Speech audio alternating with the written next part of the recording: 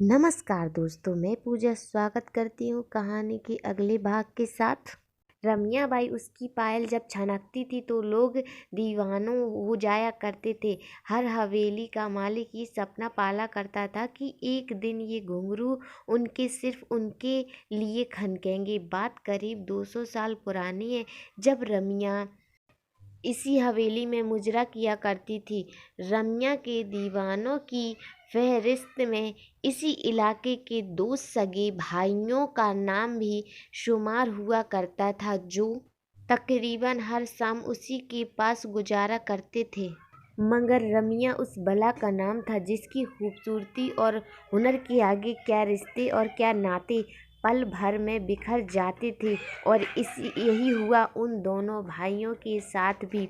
रमिया को लेकर दोनों इस कदर जज्बाती हुए कि एक दूसरे की ही जान के दुश्मन बन गए। और जब रमिया ने बेकाबू हालात काबू में करने की कोशिश की तो गुस्से में लहराते एक खंजर रमिया के ही शरीर में उतर गया। दरअसल ये कहा जाता है कि दोनों भाइयों की लड़ाई में रमिया बीच बचाव करने आ गई थी।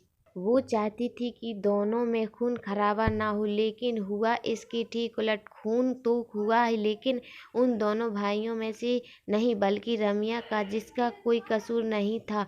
अगर कोई कसूर था तो वो उसकी खूबसूरती का कसूर था, तो उसकी दीवानगी, और कसूर था तो उसकी मचकती कमर और बल खाती चाल की, जिस पर वहाँ के से 7 कोस दूर तक वाले भी खिंचे चले आते। लेकिन आज भी खूबसूरती पर 2 भाई ऐसे टूटे कि आपस में ही भिड़ गए और खंजर रमिया के सीने में घुस गया।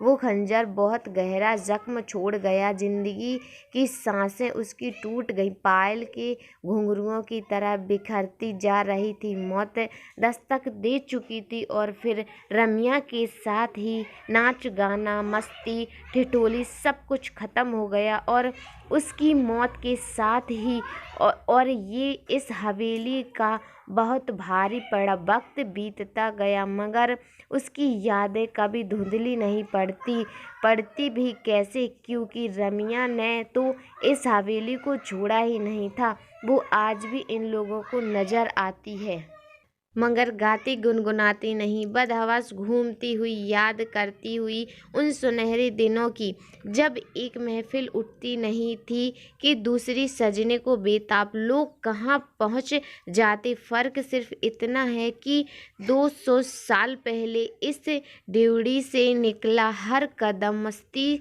से झूमता हुआ निकलता था, मगर आज यहाँ से लाशें निकलती हैं। कहानी पसंद आई हो तो एक लाइक कर दीजिए और अगली कहानी के लिए हमें कमेंट कीजिए। हमारे चैनल को सब्सक्राइब कर लीजिए ताकि हमारी हर एक कहानी आप तक पहुंचे सबसे पहले। Thank you.